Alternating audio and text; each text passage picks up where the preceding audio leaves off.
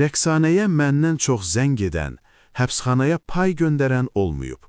Müğənni Manav Ağayev həmkarı Rəqsanə İsmailova haqqında gözlənilməz etiraflar edib.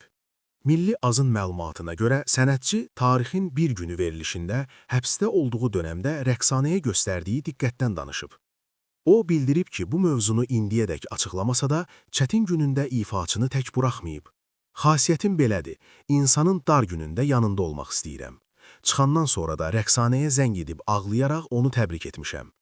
Bildiyimə görə həbsdə olduğu dövrdə ona, ərinə və Aysuna məndən çox zəng edən olmayıb. Məlumatıma görə yanına məndən çox pay göndərən olmayıb. Çünki görüş mümkün deyildi. Onsuz da Aysun hər gün gedirdi, ehtiyac da yox idi. Ancaq xarakterimdir. İnsanın dar günündə yanında olmaq istəyirəm.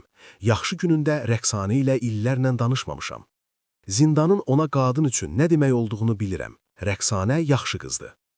Sənətçinin bu açıqlamaları sosial şəbəkələrdə də geniş müzakirələrə səbəb olub.